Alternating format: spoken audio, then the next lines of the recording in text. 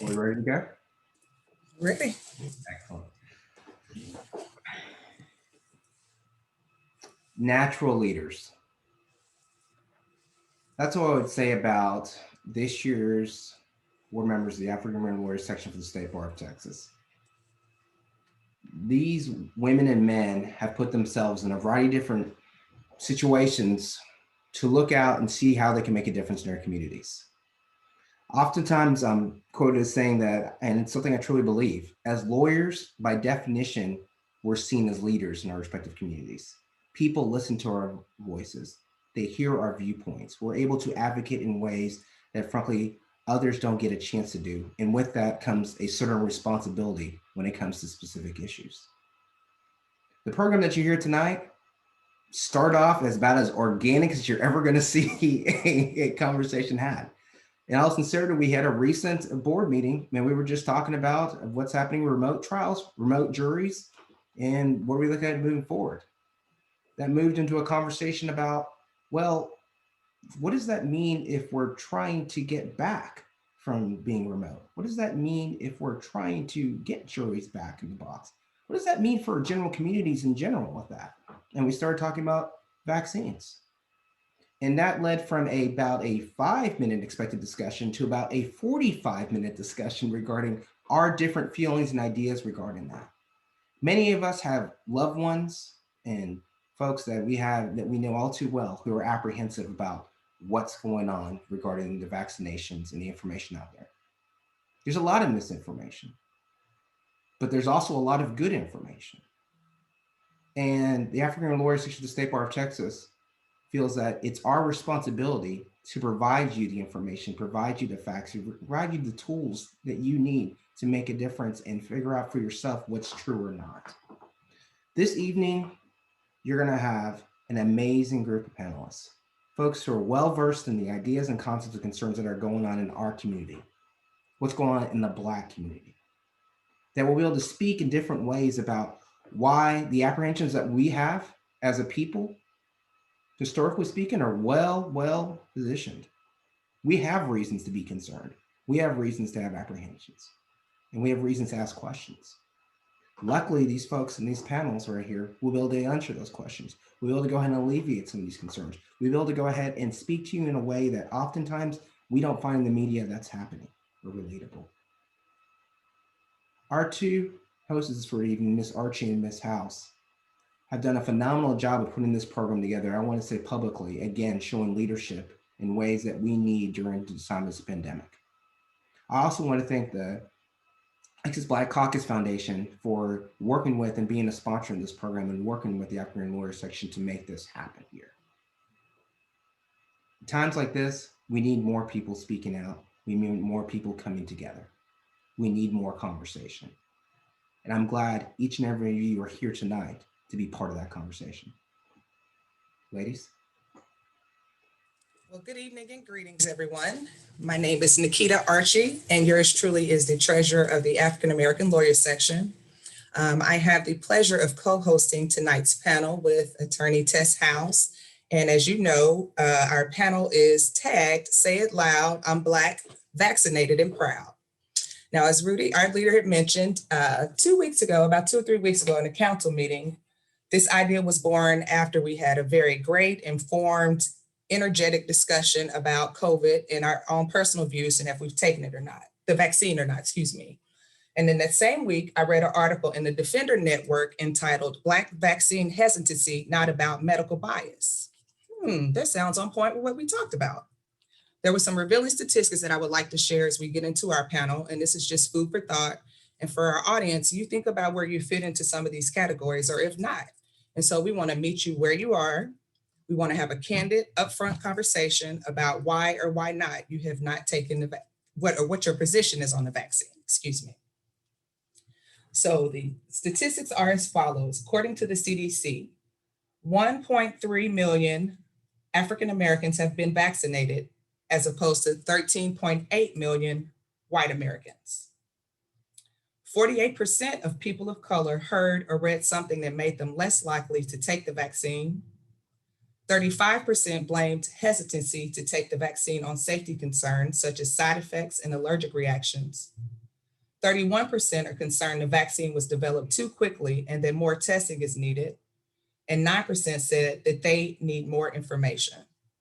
So with those statistics, that is a gross summary overall of the attitudes, the positions, the mentality of people of color as it relates to the vaccine. And we are thrilled to be here tonight to have this open discussion, to provide this safe space to be able to engage and get questions asked, to get information out there. And we encourage you and invite you to use our panel to their fullest, because we've assembled a great panel of leaders in the medical professional, as well as Ms. Toni Jackson. So again, welcome this evening and greetings. Tess.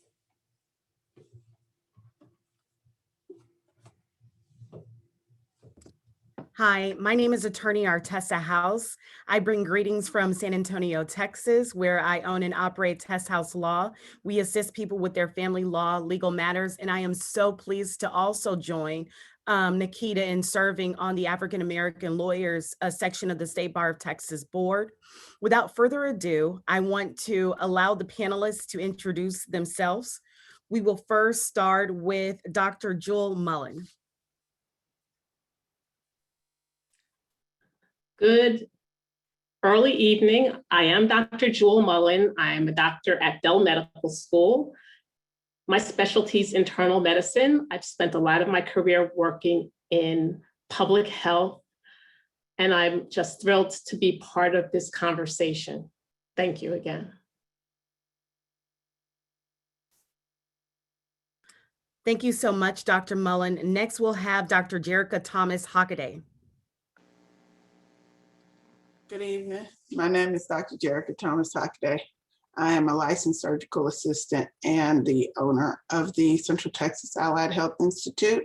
We focus on allied health careers for students who are 200% below the poverty level, and we target communities of color. Thank you.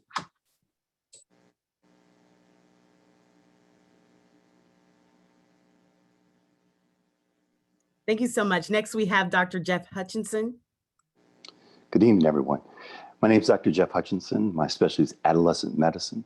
I work part-time at People's Community Clinic, and I'm also a consultant for leadership, diversity, and inclusion. And I'm really happy to be here today. And last but certainly not least, we have Antoinette M. Toni Jackson, JD.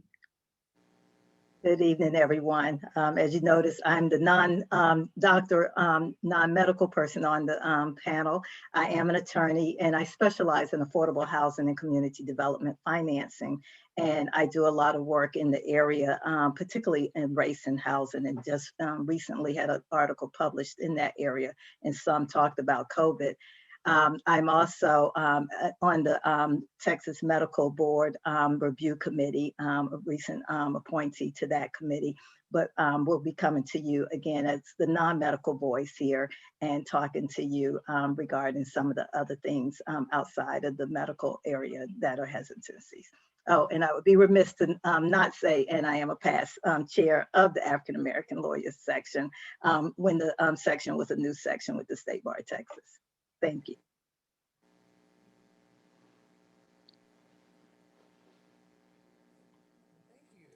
Let's jump right on into the question, shall we? Now, I will be transparent. I admit 2 weeks ago when we started this conversation, I was one of the maybe few who have not been vaccinated. And I admit that I straddled the fence for personal reasons, probably some that squarely fit into these myths that we're here to talk about. But my question is, and I have to admit though, that I have since registered and I have an appointment on April 10th to take my vaccine. But my question to the panel is, how does it affect, or does it affect the flu shot? I haven't had the flu shot in years. And that was my first reluctancy. Well, if I haven't taken the flu shot, then do I really need the COVID? do something to me, what are the side effects if I haven't had it? So can we talk about that? Does it interact with the flu shot in a certain type of way, or can you take them together? Yeah, let me start with that one.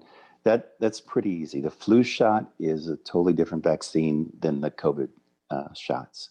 The COVID is designed to tell the body to make the antigen that our immune system will attack. This has messenger RNA in it, where the flu shot actually gives pieces of the little pieces of flu so that your body can find that vaccine. So there's no interaction.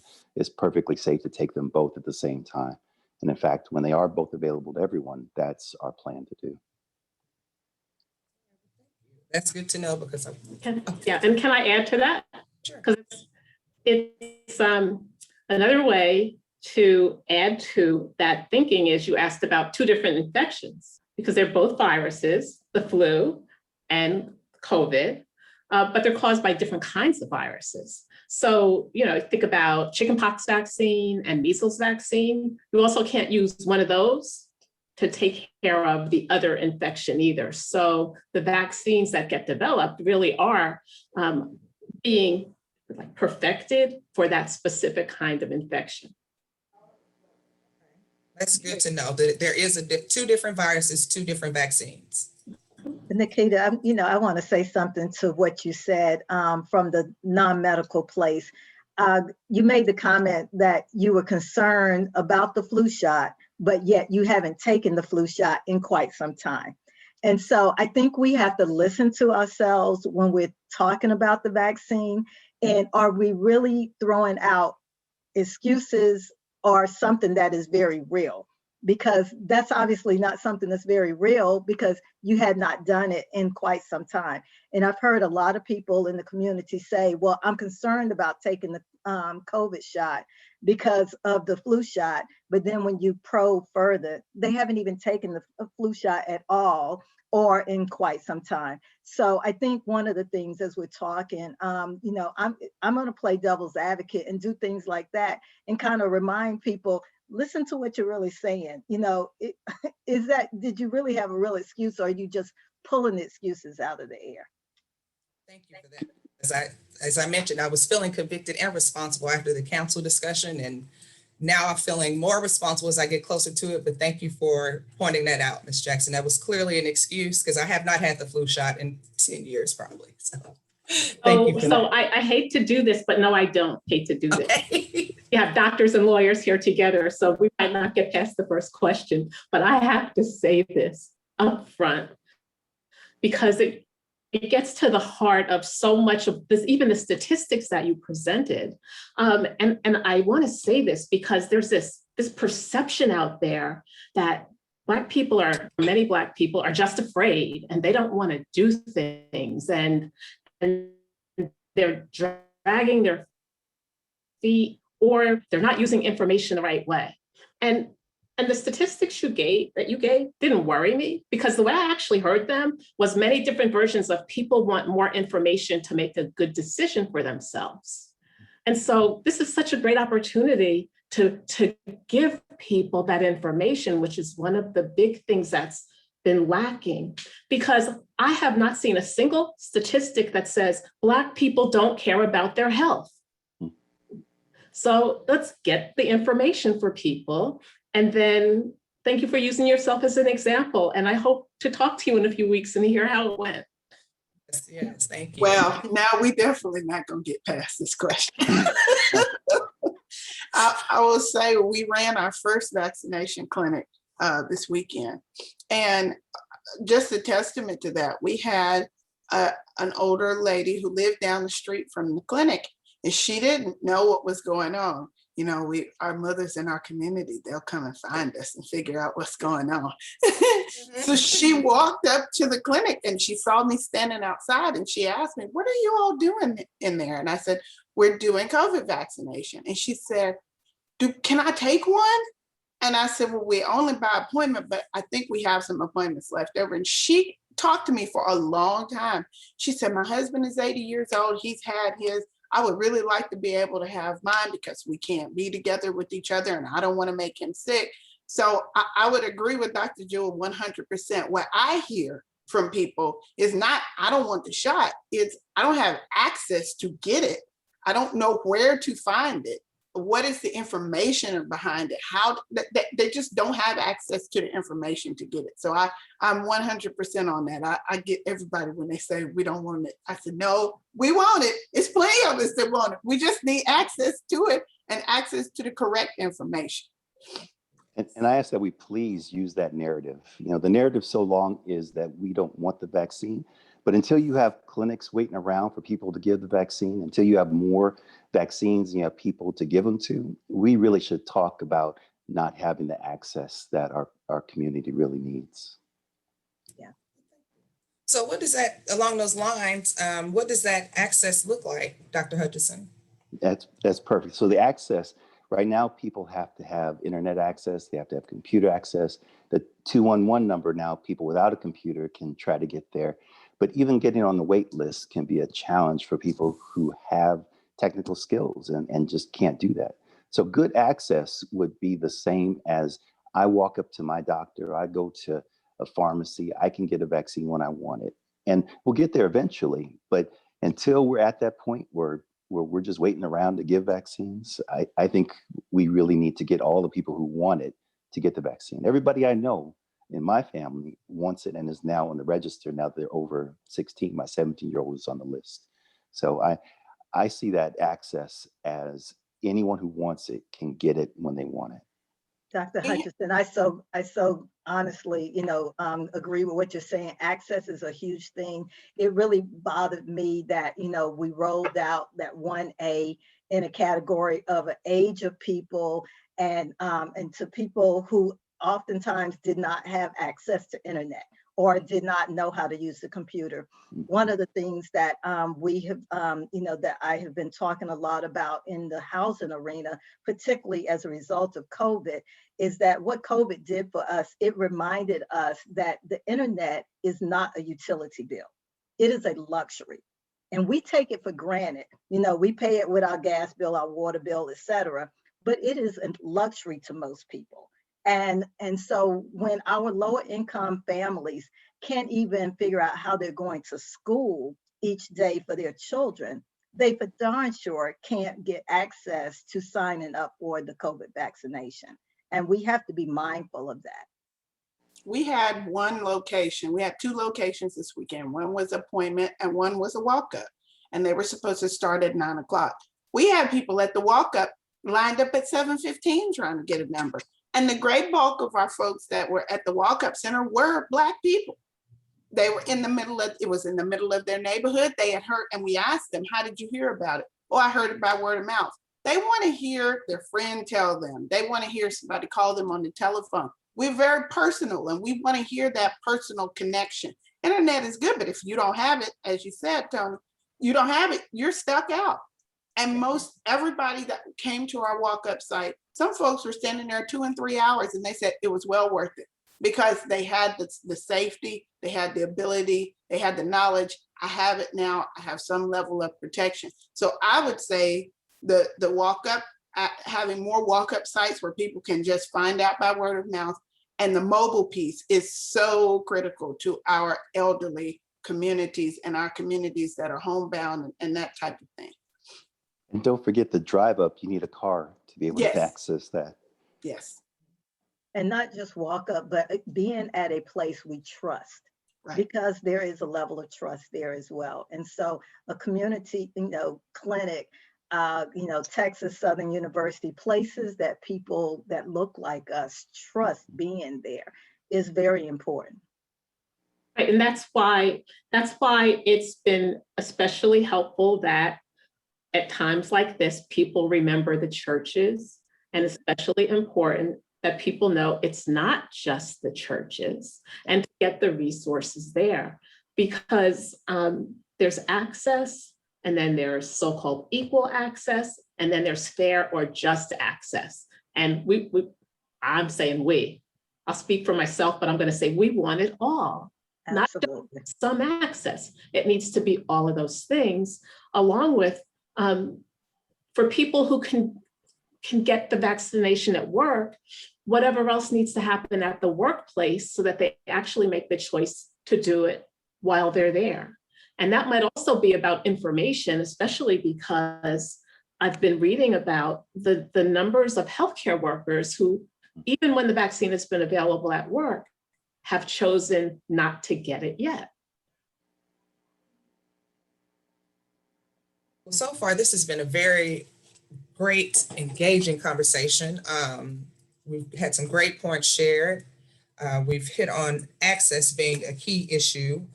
Dr. Hutchinson, you mentioned something about your family being vaccinated as well. I'm sure as most of the panelists' family has been vaccinated. But what does that conversation look like for me after April 10th in my second round to my mom, who is like, I'll let y'all experiment. They'll experiment on y'all some more. Just come back to me later. So I'm like, no, Mom. Yeah. What does that conversation look like, or how does that sound with your family member? One of the most effective things is by first just you saying, I got the vaccine. Once people hear that you've got it and that you're okay, then that lowers one of the walls. And the other thing is we have to be honest about the side effects. I had a sore arm the first time, and I admit to my family for the second one, because all the things I heard about how bad the second one was, I was a little anxious. I was a little apprehensive. And for me, I felt like I had a little bit of a virus for that maybe 24 hours, but after that, I was fine. So we can't try to smooth this over and say, oh, nothing's going to happen to you. We have to be honest, and we have to say, doing things that are a little scary, that's what courage is. And we need this in order to be healthy, in order to be with our family, in order to move on to the next point. It takes a little bit of courage. So and that courage isn't the courage to take a chance because something bad is going to happen, because the vaccines, I mean, over 500 million people, over 500 million people across the world have gotten the vaccine, over 140 million in the US. And so words matter. A side effect is not the same thing as a complication or an adverse event. And so a sore arm, well, if I stick a needle in my arm right now with nothing coming out of it, I think my arm will probably end up sore. But I'm not sticking a needle in my arm right now. But another thing is some of those aches and those, if a feverishness, those other things are actually the sign that the vaccine is doing its job, telling your immune system, oh, you're learning how to fight the virus. But I have to say something, because I talked to a Black man last week who said he drove to a drive-through and he got the shot, and somebody said to him, you got the Black man's vaccine. Mm. And so he said, what does that mean? And the person said to him, that means there was nothing in it because they're not giving you a real one. Now, how's that for a flip? But I had to say that because if you don't get a sore arm or you don't get achy, don't think, oh, you got sugar water instead or salt water. Right. But that's all the kind of stuff that people have to just work through. But if they don't say what they're thinking to someone, if they don't put it out there, it can't be addressed. And Dr. Mullen, then I want to follow up with what you just said, because we're not even 50 years removed from the Tuskegee syphilis study, right? And so we're talking about a 40-year span of where a lot of people, I mean, people are still living, people are living now, that were living then, and we're very aware of how we were treated by our own government. And while I would love to push the narrative, right, that all of us are getting the vaccine and want to get the vaccine, listen, I'm team vaccine. However, I know people that are saying they're not getting the vaccine. These people exist. In fact, they're the reason why we created this panel. It was for those people that are saying, I'm not getting the vaccine. I don't care what you say. I remember the Tuskegee syphilis study. I know how we've been treated in this nation. And mind you, just last summer, we're looking at, George Floyd. We continuously talk about police brutality. And we're dealing with a pool of people that are saying, why should I trust you? Because it seems like the odds are stacked against me. What do you say to those people I personally invited, right? They exist. They don't want to be ignored. They exist. And let me tell you, because I've had some tough conversations, they also don't want to be forced into this narrative, right? I believe that it's something that we have to guide them to. What do you say to those people that are saying, I'm not interested, period? You know, I'm going to jump Oh, on that. okay, go on, go just on. from the non-medical, because Go I was hesitant initially. You know, for I think a lot of the reasons a lot of people are, you know, like you said, I lived, you know, I mean, I remember that time. I wasn't, you know, a teenager or anything, but I remember that time. The politics played so heavily into it. It turned into such a political game. And so and early on, we weren't seeing people that looked like us talking about it. We were only seeing white men and women talk about it, not any of us. And so I was very much, you know, sort of that attitude, well, you know, I'll wait. And then I was like, I will wait my turn, because I was then once I started becoming convinced that I would do it, I was, you know, then concerned about the vaccine becoming a haves versus have-nots situation. And so I wanted to be certain that I wasn't jumping in front of the frontline workers and the grocery store workers and the people who did not have the luxury to stay home like I did.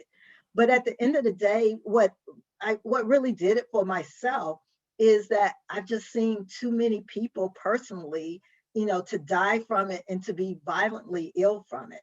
And doing a very real risk versus benefits, you know, for me, I had to be, you know, I had to take that into account. And once I got to that place, that's the conversation I've continued to have with other people. You know, I mean, this thing is real. I told people about a group of women that are in my area of housing, and we have a group me conversation, and it's 10 of us, 8 white and 2 blacks. And up until like July, none of the white women even knew anybody who had died from COVID or been very sick. And me and the other black woman did. And that was a very striking conversation to have.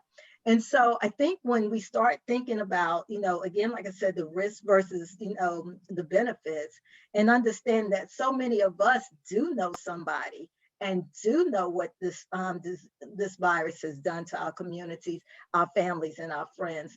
I think that was, I know for me, what took me over to that next side of the line. I would agree with Tony for myself as well. I'm a medical person, and I was hesitant at first. Yeah.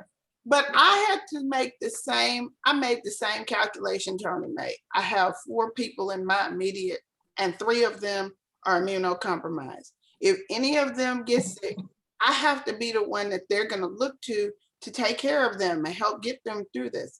So what do I have to do? I have to protect myself so that I can take care of my family. I think that's where we have to get to. Is we have to make this thing on a granular, very personal level. I have a 3-year-old son. He is my mother's only grandchild. We had to sit at Christmas. My mother isolated the whole year so we could be together at Christmas. When the vaccine came around December, January, we were all and I said, Mother, you need to get this done so that in March, we can all be together for his birthday. He didn't get a birthday last year. He needs a birthday now so that she can spend time with her grandson. Those are the stories that you have to tell people. What is your situation? How is it going to affect your situation? We've all been away from our families and friends. And what is the risk versus the benefit of you getting the vaccine versus you not getting the vaccine? Somebody you know might have COVID, but you might get it yourself. So you have to think about that and really break it down for people. And when I say that to people, that's what I say. The only way we're going to ever be able to be back together again and give each other hugs and have Christmas dinner and see each other get married and have babies, we're going to have to do this for ourselves and our community. So even though the history of Tuskegee will never go away and will also always mean something different to Black people than it does to white people, it's not Black history, it's American history. And I say that in part because part of the history since the exposure of the Tuskegee syphilis experiment was that things had to change in government, not just with Barack Obama or Bill Clinton, but with George Bush in terms of the other George Bush, Republican. There's a lot of vaccine hesitancy among Republicans in this country. That's a different conversation for maybe a different time and place. But what has had to change since then is policies around how medical treatments and therapies are put out and studied and reported with very strict rules for protection of people who are involved in them. Like serious to the point that medical schools and other scientists can lose funding and be in all kinds of regulatory trouble that all the lawyers on the panel, I'm sure know I'm talking about. And that's really key because these vaccines, warp speed, I tell people it's a terrible name. It sounds like science fiction, but it's not. It's medical science. It makes it sound even scarier. And like who's going to be the person tested? But it is different. And part of what else is different is the power that we have to make a choice to protect ourselves. The people who went through Tuskegee had a lot less power than we have now, and a lot more information through opportunities like this. So all that can roll into a conversation that maybe will just keep somebody mulling over something after they wait to be one of the last people, or maybe they still won't get a shot. Yeah, just one thing really quickly. It's really powerful when we as physicians, when we as providers tell a patient, yes, I hear what you're saying and you're right. The medical system has been racist. There's still racist things that happen. And what you're saying is absolutely true. But this is something that I'm going to do, my family's going to do, and that is good for you and the community. So it's clear that a level of trust in our community is an issue, right? Or actually we need to work on restoring that when it comes to this topic. But along those lines, there are scams going around about vaccines being offered for X amount of dollars. What advice do you have on tips to avoid that? And then in the same token, how long will the vaccine be free of charge? So there are scams. We saw them with Ebola too. Get this and you'll never get Ebola. There's always, so it's like anything else, your utility bill, anything else, don't trust it. Go to your reliable source. And perhaps one of the outcomes from a conversation like this one will be to be able to provide people links to a number of reliable sources, including the website for the Austin Black Physicians Association. Austin, I know not everybody here is from Austin, but there's another scam that I want to mention. I call it a scam, and that's the scam of putting bad information out there to scare people off from vaccines.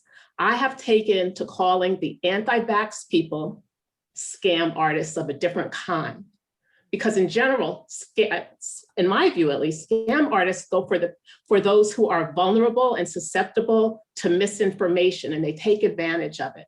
So where are you going to go if you want to discourage people from getting vaccination? Go to the people you think are afraid.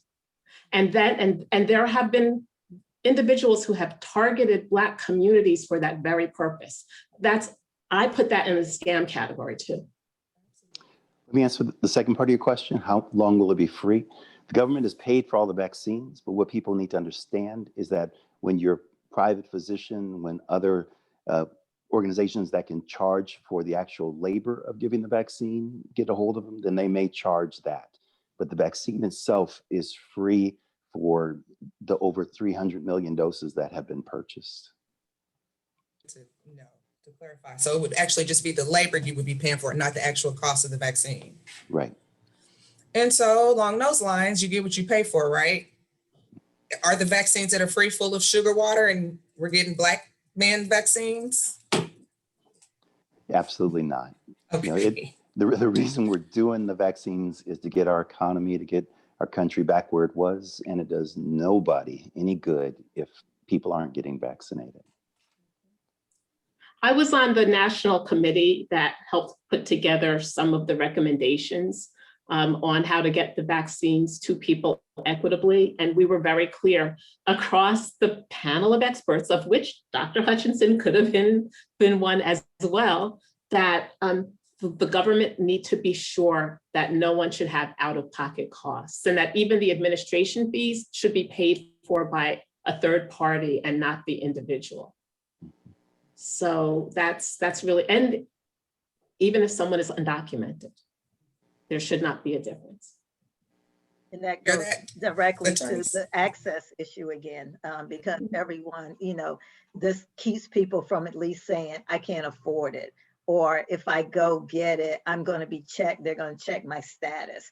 And there have even been people who say, well, I don't want them to know my medical records, because people think that, there's going to be some information put out there about them medically, even going, to some of the sites that are currently providing vaccines. And so the information that you're given is still the information that we have to get out there. Dr. Mullen, your comment about the scam artists, you're so right. I mean, we have to work to dispel the rumors, but we also have to keep guiding people to the right sources to get the information. Going down a rabbit hole on Facebook is not the place to get the information.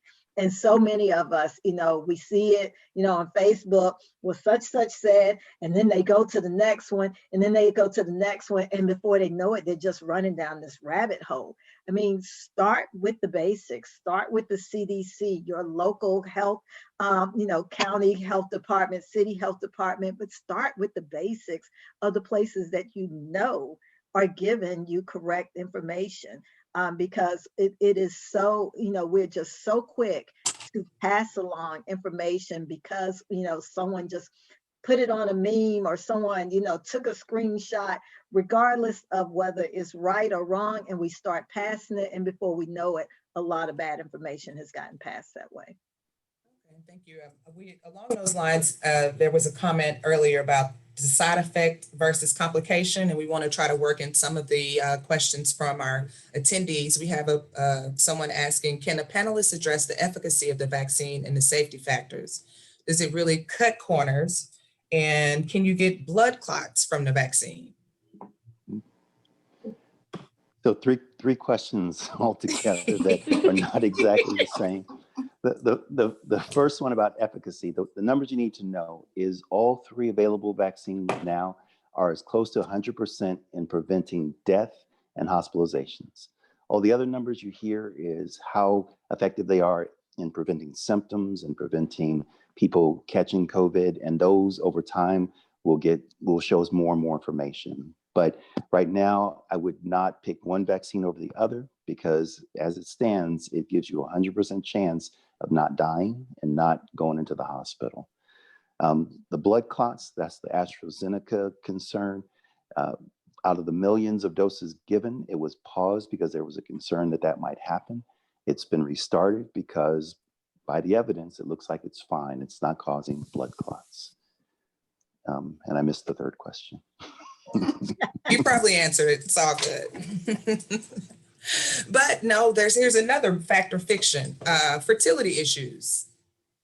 Does the vaccine cause fertility issues? Fiction, and that's another bit of misinformation that has put out there. And I, every now and then I cheat and see what's in the chat box. And someone has raised the question, but how do we know? It hasn't been that long yet. There have not been shown any kinds of biologic changes in women that raise a concern around fertility. The other thing that I, as a doctor and as a public health person, I've been a doctor for a few years now. Everything, you can laugh, because I choose to be a doctor for many more years. And one of the things that means is I always have to keep learning. Absolutely.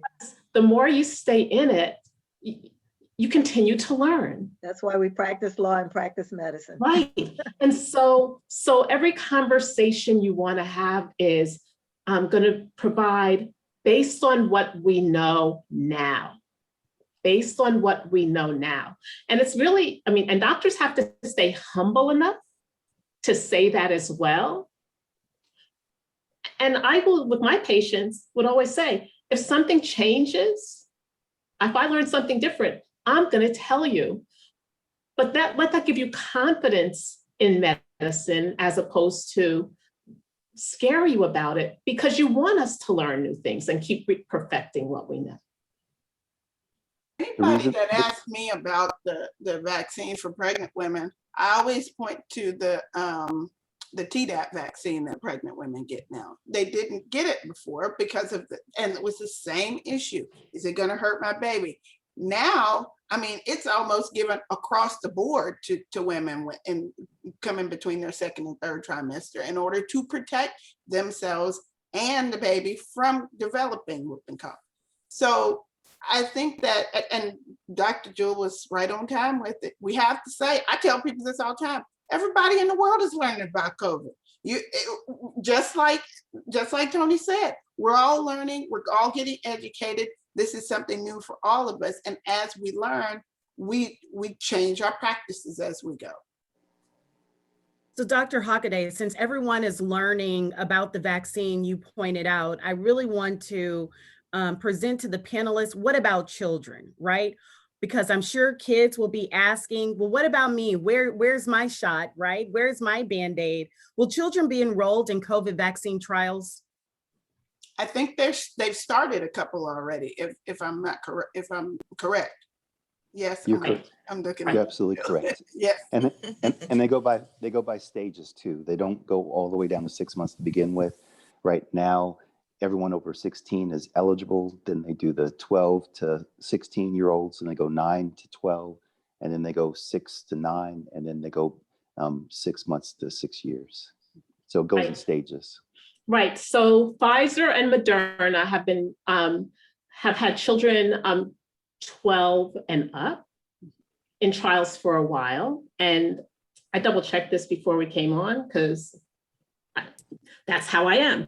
And so what I read is that we should have some preliminary information from those trials soon. But now Pfizer and Moderna have also started enrolling children ages 6 months to 12 years, but it's going to be a while before we know.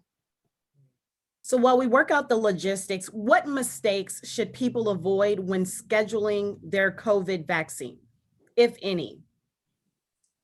Don't go any place where somebody's offering you $50 to do something. Seriously, right?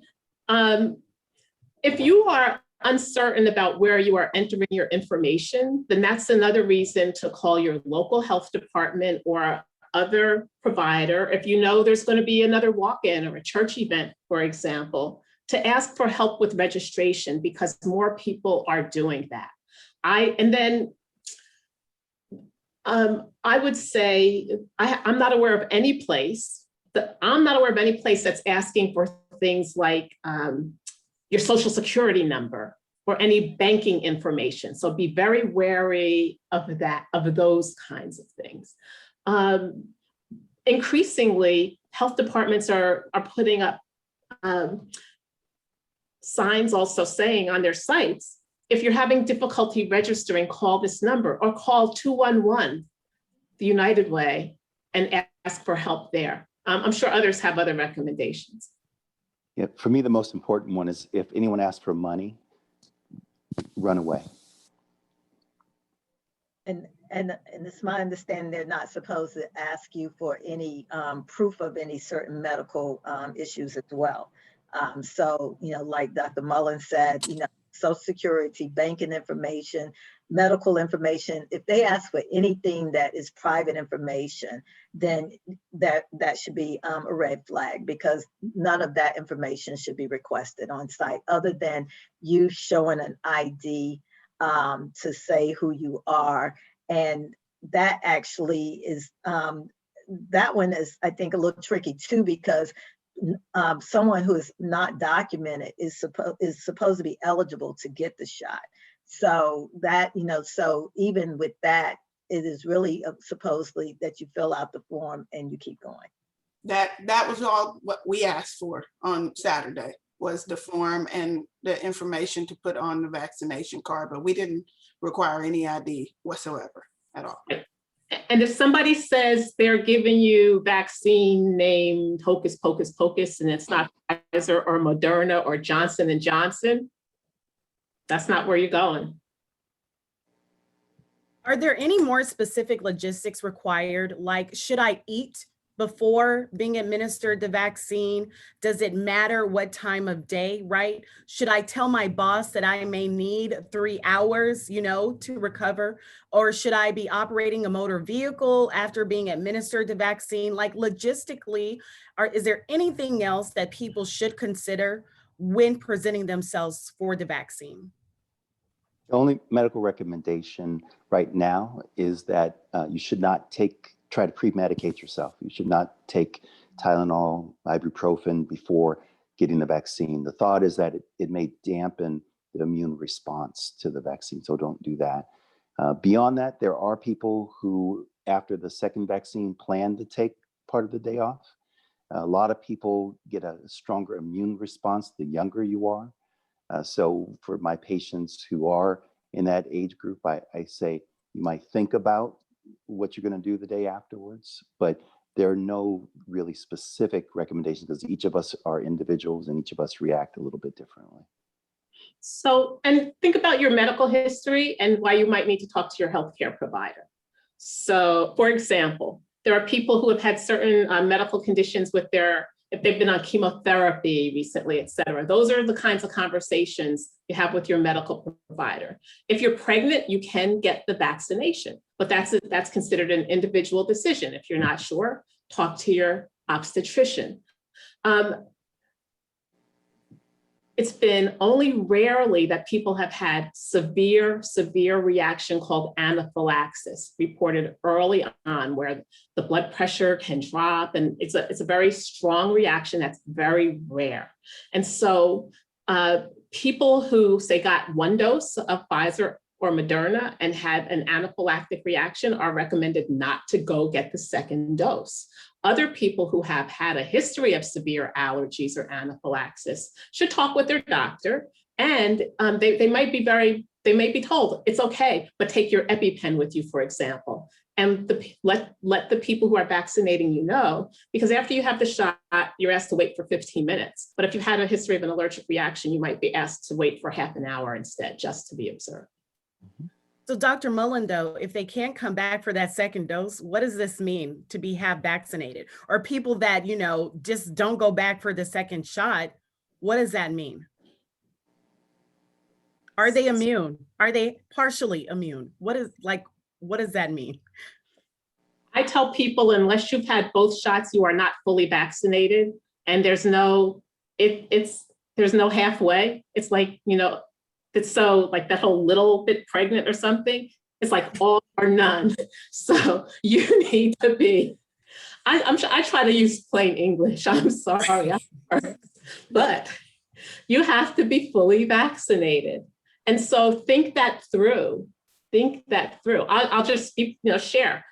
I have a sister who's coming from another state to see me, and she was going to get her first shot. But then she realized she wouldn't be there for her second one.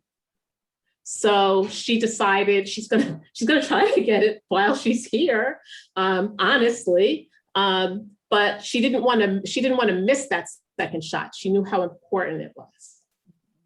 Now, Johnson & Johnson, some people prefer to wait for that one because it is one shot and it's just as good.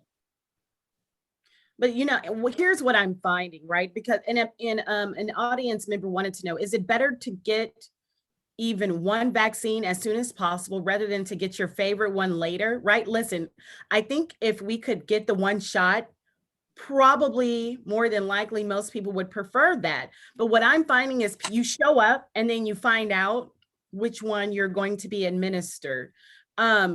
Should people wait for the favorite one? Should people wait for this magic pill that allegedly is coming out, right?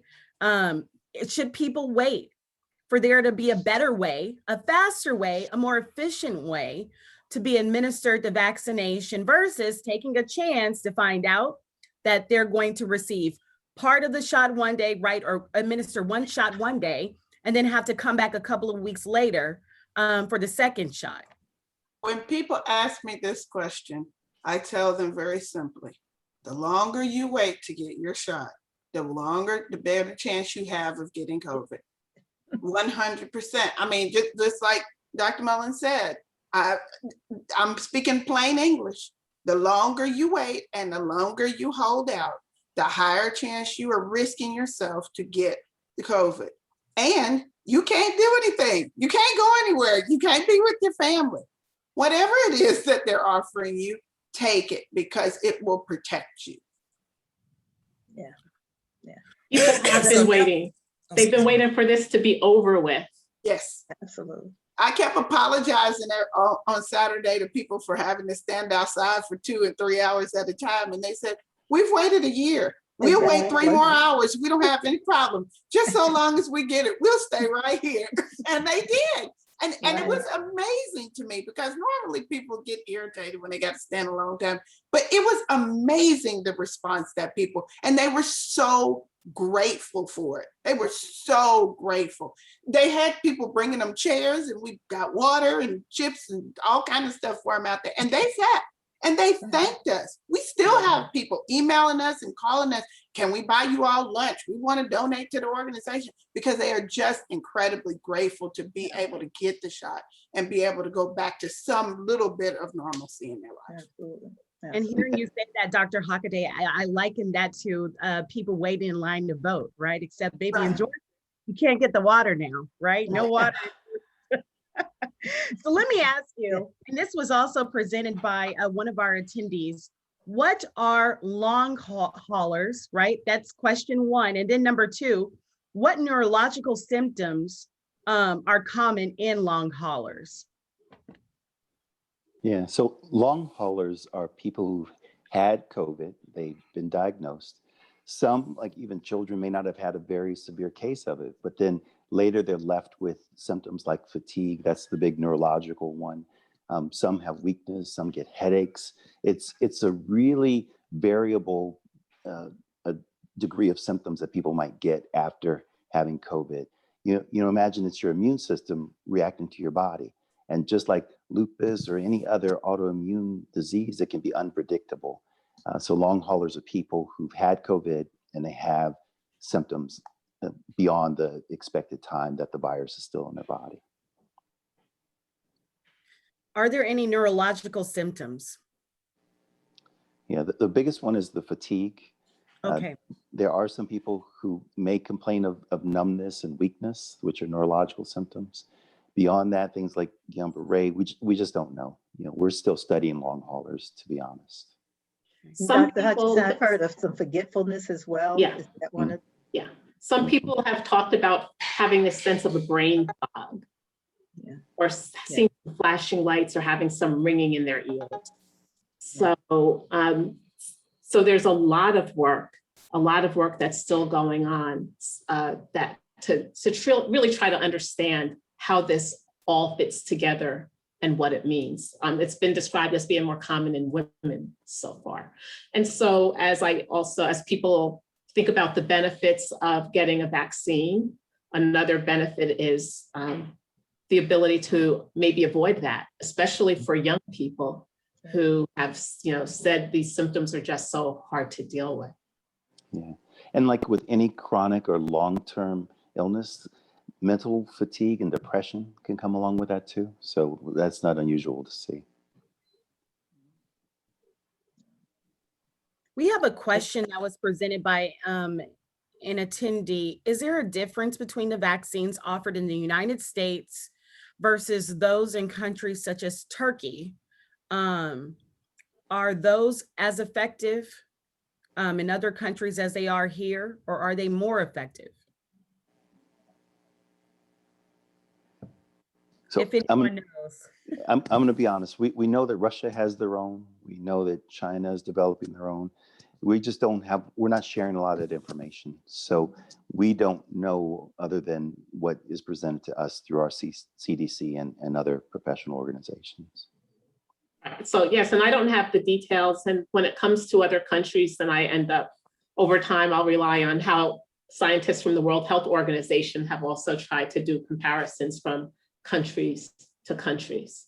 But that being said, no matter what those other countries have, I feel so confident and reassured by the work that our Food and Drug Administration has done and all the oversight that has gone into assuring that the vaccines from Pfizer and Moderna and Johnson & Johnson had shown enough effectiveness and a good safety profile so they could be authorized for use here.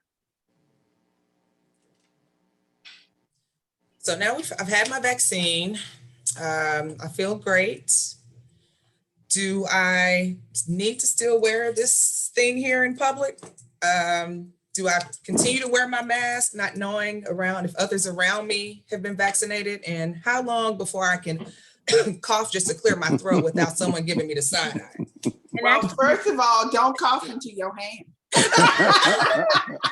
And I'm glad Nikita asked that, because someone asked Sanitizer. me, what does it mean? Like, can we go to concerts? Can we go to restaurants, right? What does that mean once you've been fully vaccinated? COVID is a vaccine does not prevent you from getting COVID. It prevents you, like Dr. Hutchinson said, from getting the most severe issues around it and the hospitalization. I've been reading that, and I'm totally nerding out on the CDC website constantly now.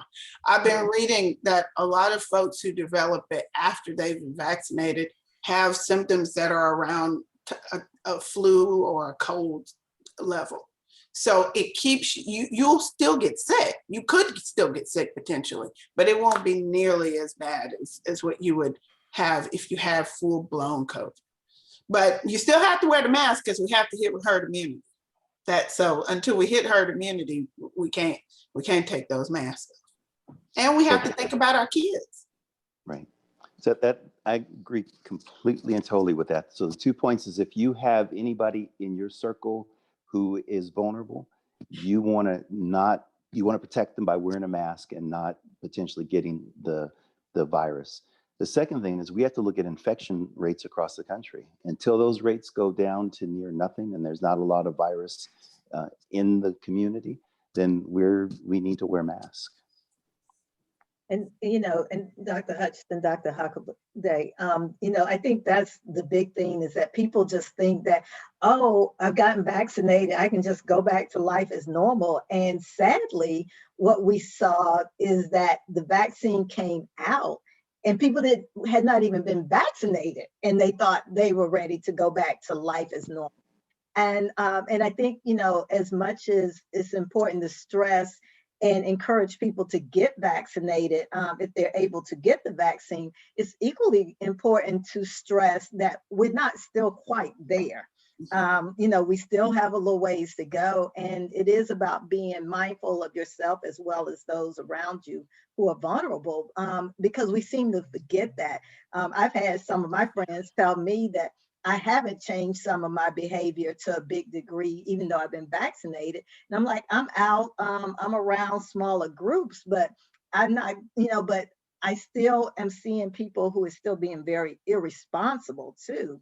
And so I think we have to be mindful about how we proceed after that vaccination, as Nikita asked, and people just kind of let their guards down, it seems. And what we're going to see is things, as more people get vaccinated, the recommendations for safety to ease up slowly,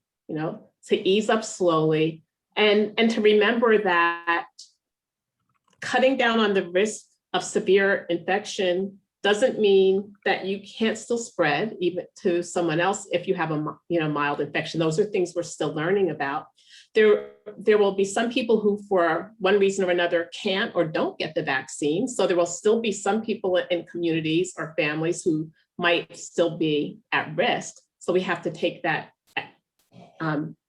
into consideration too. But it's encouraging to also see people easing up on being able in some states to go visit in long-term care facilities, for example, or families being able to come together if everybody's vaccinated in the household. and being able to be without their masks on. And you know, those are all hopeful signs. They're very hopeful signs.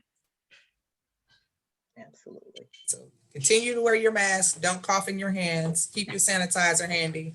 Got it.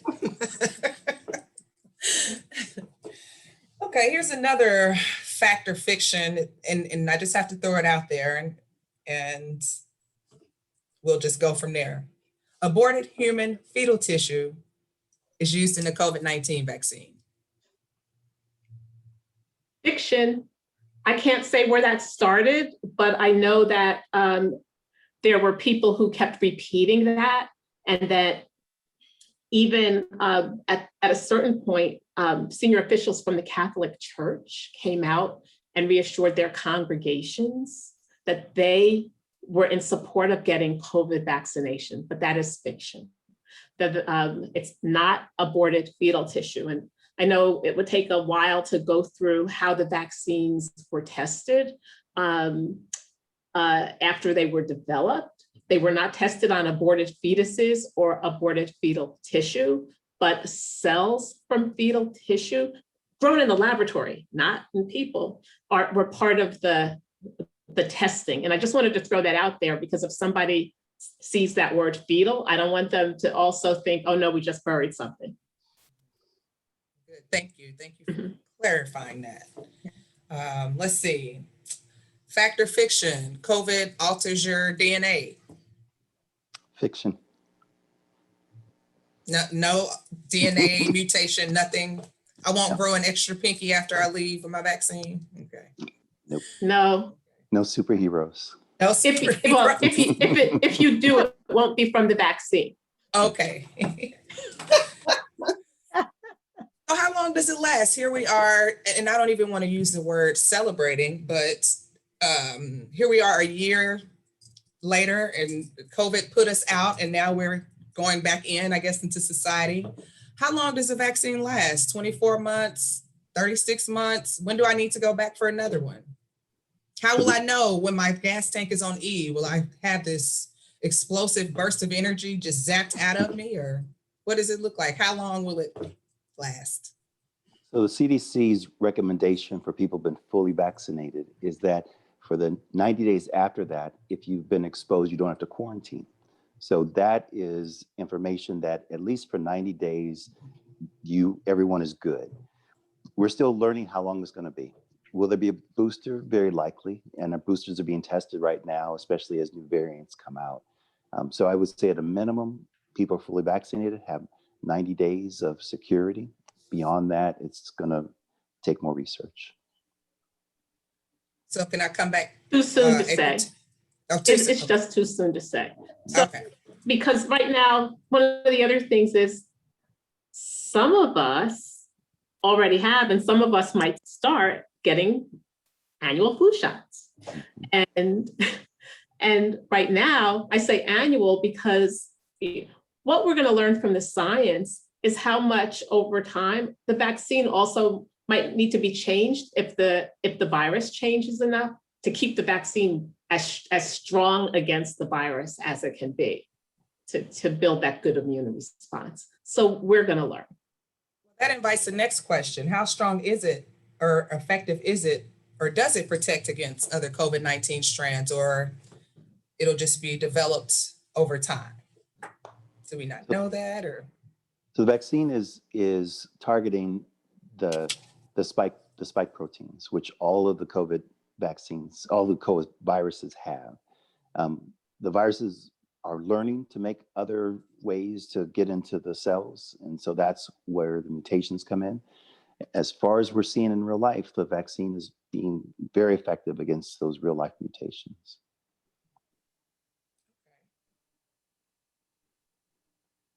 And home remedies. I can make me some ginger tea. I have a little turmeric in there, some ground cinnamon. A cup of that a day with a little dash of honey ought to do it, right? Why do I need this vaccine? Dr. CB remedy, right? That's right. Yeah. There's no scientific we should proof. let Dr. Mullen. We should let Dr. Mullen speak on that. I don't have a one-liner for that one. There's no scientific evidence for any of those remedies against COVID. There are some things that people do as home remedies that are not harmful and they make them feel okay. Then do those, but not to think that takes the place of a vaccine. And let's think about it. Over the past year, we've seen the rise of and fall of medications like hydroxychloroquine even. So that's why it's also really important to just, trust the science as you go along. As you go.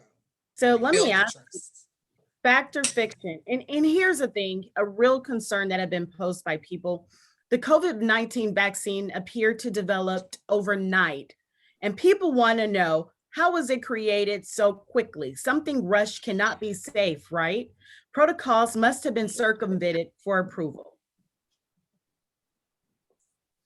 How do we get here so quick? That's why the name warp speed really works against everything that we know about how cautiously and safely the vaccine was developed.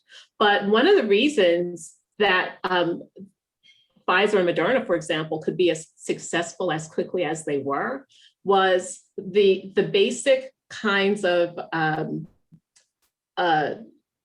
research and scientific advancement that the vaccines are based on, they had been working on for years anyway. So they already had sort of a head start on the foundation for the vaccine, and then they could more like customize it, I'll say, to be able to really create the COVID vaccination. That's my simplest way, but that's why I tell people it's science and not science fiction, because I understand the concern. I understand. It also, within all that, would not have been approved or authorized to even be used now if those companies had not enrolled people quickly enough to have enough data. And That's something that's, go ahead. Go on. Go ahead. No. Okay, that was my hesitancy. I'll be very honest with you. That was my hesitancy at the very beginning. I thought, wow, these vaccines are coming out so fast. Everything that I know that I have been trained with usually takes years before you get a vaccination. But that's where it's incumbent upon us, myself, Dr. Mullins, Dr. Hutchinson, for us to be able to speak to that hesitancy and explain to folks in plain English language terms how that happens. Because what I did was I turned off the TV and stopped listening to the craziness on the TV that was at that moment. And I started looking at the CDC website and NIH website and started reading and understanding how those trials happen and asking questions of people that I knew that were a little smarter than me that could tell me what I was reading. That's upon us as medical professionals to help our people understand how the process happens, because if you don't, people will start reading anything and they'll start believing anything. Can I add to that too? I absolutely agree with both of you. But just like people get on airplanes without having any idea how airplanes work, when it's something we really need and want, and we realize how good it is for us, we're going to do it. So yes, I think as physicians, as medical people, we need to try and give an explanation. But there are a lot of medical people who don't understand it. And we won't be able to explain and answer every single question, but we can tell our own stories, our own hesitation, just like you did was perfect, and let people know that it's worth trusting the people who that's their work, that's their life work to do. So here's an idea floating around in the interweb. The Oxford University developed vaccine will turn people into monkeys. Fact or fiction? I can't even believe I'm asking this question. I don't even know how to not make a face at that. I'm sorry. I already made mine, sorry. It's a question. But to hear it from the doctors, for those who believe that, it will happen. No, fiction. No. Okay, warm heat and hand dryers will kill COVID. I don't need your vaccine. Just like the former occupant of the White House said, disinfectant and sunshine, I put that in the same category. Putting bleach in your arm. Mm-hmm. Mm-mm.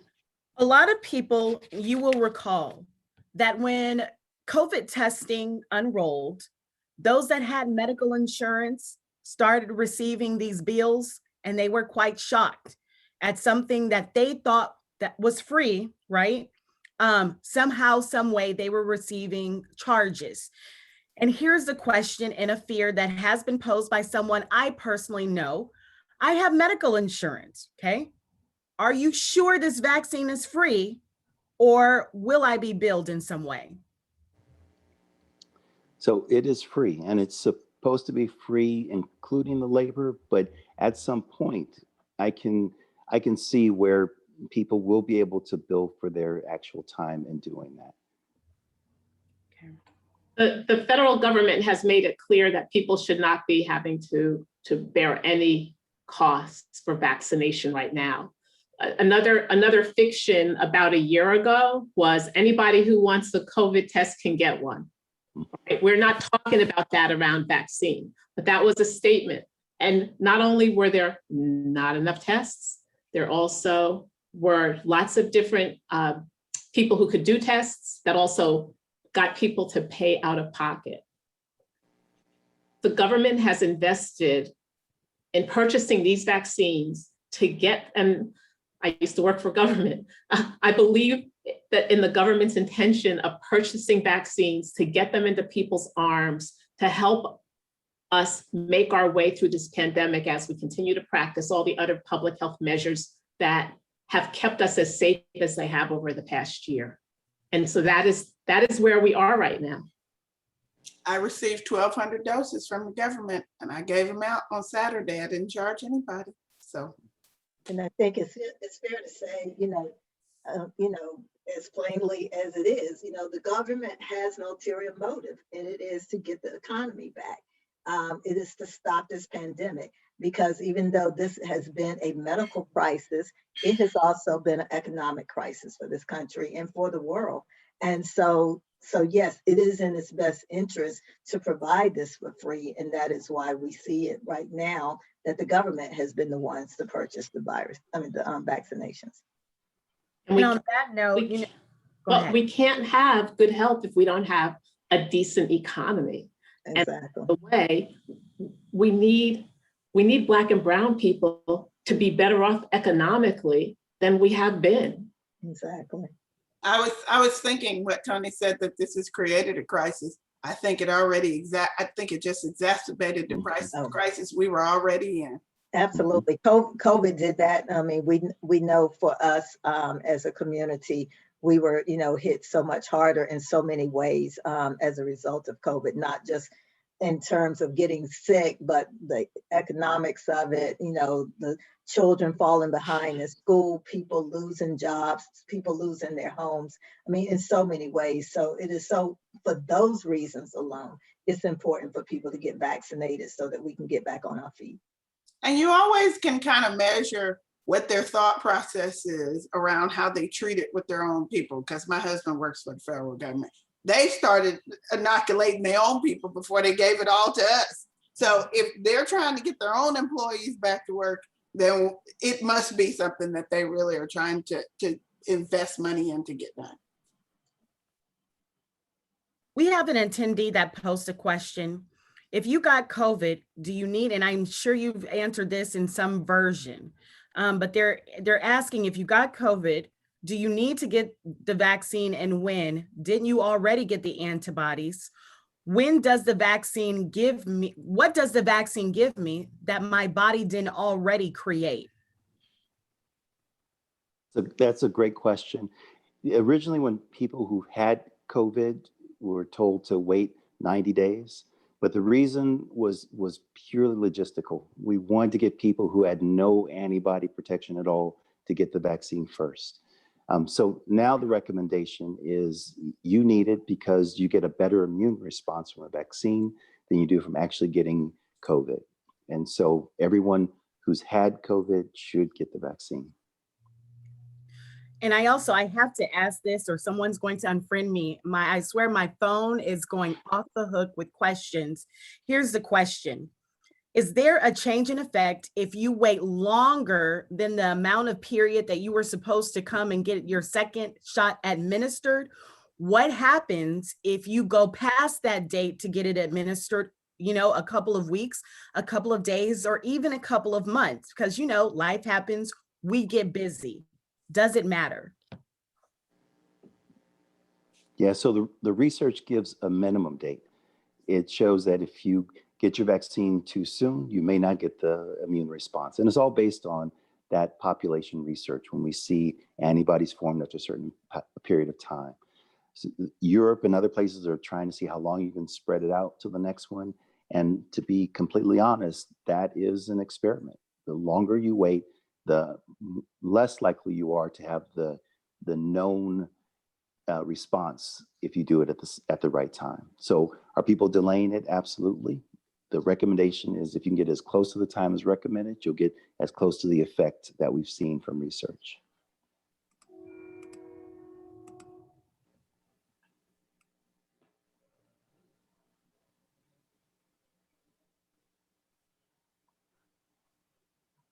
Well, we're almost near our time together. We've intentionally built in a little extra time because of the topic. We thank you all, the panel, for hanging with us for the long haul, providing great, honest, candid, frank feedback and quite a discussion. I think we have time for a couple of more questions and we have some announcements. But again, we want to thank you all for providing this information to us, because again, it is something that we need to get out to the community because access is the main part. And so hopefully we as leaders in the community can bridge the gap with that in some way. Dr. Thomas Hockaday, I'll be reaching out to you, maybe if we can coordinate or get something together. So thank you all. I can pose, someone stated, it is offensive when people say I lack education because I don't want to be vaccinated. I am educated, therefore I reject being vaccinated. What do you say? So I agree with the first part. It is offensive to say people are not educated, because hesitating has little to do with how much you know, but more with the emotion, more with what you believe. And so if you feel that what you've read, what you've studied, what you've learned says you shouldn't take the vaccine, I challenge you, talk to someone who healthcare is their profession, not the media, not someone else who thinks they've done as much reading as you have, but someone who actually has the knowledge to answer your questions. So yes, you're educated, but yes, you may have also been misinformed. Thank you. I've never tried to convince people. I try to give them information. And so that's part of this. And in doing that and being willing to stay, if I'm willing to stay in the conversation, if somebody wants to ask me something, then, I hope that people will also let themselves stay in conversations over time too, because people change their minds. And so one of the great things about being educated is it gives you the chance to use information. And in the same way that, even though I'm a doctor and I could say, do this because it's good for you, I also hope that people who make a decision for themselves not to get vaccinated don't try to sway somebody else not to get vaccinated, because they're entitled to make their own decisions for their well-being too, with the same information that they might decide to use differently. I think my response would be, being Black and being in medical professions is a difficult parallel that we are all walking. We understand the hesitancy, we understand the history, we understand every single thing that people have said. And I'm not saying that we may not believe some of it ourselves, but we also know that somebody, unless one of us is in the room, our voices and our people are not going to be heard. So if we come to you, please have the opportunity and the willing spirit to let us talk to you and help you make a good decision. Because most all of us, well, let me speak for myself. I'm not going to speak for nobody else. I went into healthcare because I saw my people not being serviced correctly. And I wanted to be a part of the change, or at least be a part of throwing up the flag and saying, hey, something's wrong here, and helping us get to that point. So I wouldn't say that you're not educated. I would just say that please give us the opportunity to trust us in helping you understand that this is the way that we get through this. That just have an open mind. That's what I would say. As the layperson here, I like the comments that all of you said in terms of get to someone that, get to a healthcare professional and talk to them. We're very fortunate to have each of you on this panel and, each of you looking like us. But everybody does not have that opportunity and to reach out and have a Black doctor that they can talk to, that they have access to. The reality is that most people, their healthcare professional, their primary is someone that doesn't look like them. And too often, as we all know, if you don't go in advocating for yourself, sometimes you get dismissed. What would you suggest in those instances where someone does not have access to someone who looks like them to get more information, be it the CDC or whatever? That would be what I would pose to each of you. What would you suggest to people? The question I tell patients to advocate for themselves, because I have been doing this a long time, and I know that I get a lot of happy and looks and smiles when they see me walk in the room because they haven't seen anybody like me. So used to always tell patients, ask the doctor, do you recommend this for your family or someone who you love? But lately I've come up with a different question that can knock a doctor off his feet and make him look at you as a real person. Ask them, what would you do if I showed up to your family reunion? Their response will give you a good indication if they're looking at you as a person or just someone else to get through the clinic to their next patient.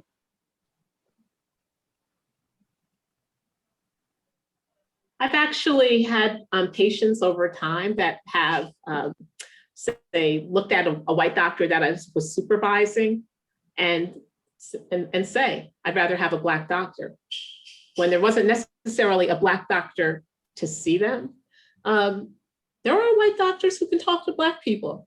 And so it's also really important to give people that opportunity. And one way, we say patients should be able to control the conversation to get their information. Write your questions down, set the agenda for the discussion, put it there. These are the things I need. And then explore. That's what we're supposed to do. And then you get a sense. And we're past the time that we have to be so polite that we can't say to somebody, I'm not so sure. I'm a little bit reluctant, but I'm going to give you the chance and see what happens. So as we close out our panel, say it loud, I'm vaccinated and proud, and we're pushing this narrative. I want to close with asking each of you, what are you hopeful for? Attorney Jackson, what are you hopeful for? I am hopeful that we do, as a community, embrace the decision to get vaccinated so that we can get back to whether it's our new normal or some level of pre-COVID normal. But it is so important for our community to learn from this COVID crisis pandemic and take the vaccination and take other steps in order for our community to come back bigger and stronger than ever. Thank you, Attorney Jackson. Dr. Hockaday, what are you hopeful for? I'm hopeful for, and I'm actually seeing it in our student population. I'm hopeful for more Black people to get into medicine and healthcare because of what has happened. For so long, we have not had as many Black individuals going into the healthcare fields and the medical fields. And I'm hoping that this is the thing that shows folks that we need more of us at the table. Thank you. Dr. Hutchinson, what are you hopeful for? I'm hopeful that with this last year, not just with the pandemic, not just with the murder of George Floyd, but all the things that have brought us together as a people, have shown that even though we're not a monolith, even though we have so many varied backgrounds, there are things that we can come together and do. And I'm just hopeful that we will continue to come together and advocate for each other and lift each other up. Thank you. And Dr. Mullen, what are you hopeful for? I'll start with the pre-vaccine. I'm Black, I voted and I'm proud. I'm Black, I got vaccinated and I'm proud. 2021, I'm Black, I'm still voting and I'm proud. And education and housing and transportation and broadband and better healthcare are all gonna follow. I do health equity, can I tell you? Love it. There you have it, folks. We have had a wonderful evening. Thank you all for sharing your time with us. Knowledge truly is power. So I hope that everyone leaves here feeling empowered, not to change your point of view, but I'm sure that there was something that convicted you, stuck in your heart and mind that you will consider, if you have not already, to just continue to educate yourself about the vaccine and finally, maybe eventually get vaccinated. So in sum, what I heard our panelists say, do what we need to do. There are more of us at the table, so feel comfortable, come together and advocate. And we are saying it loud. We are Black, vaccinated, and proud. On behalf of the African American Lawyers Section and the Texas Black Caucus Foundation, we would like to thank you for your time this evening. Audience, thank you for your questions and participation, and have a good evening. Blessings.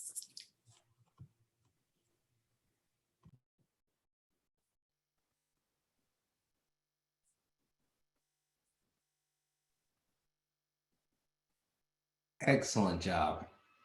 Excellent. That was phenomenal. And I have a feeling that's going to be played in a lot of different places based on all the text messages I'm getting through.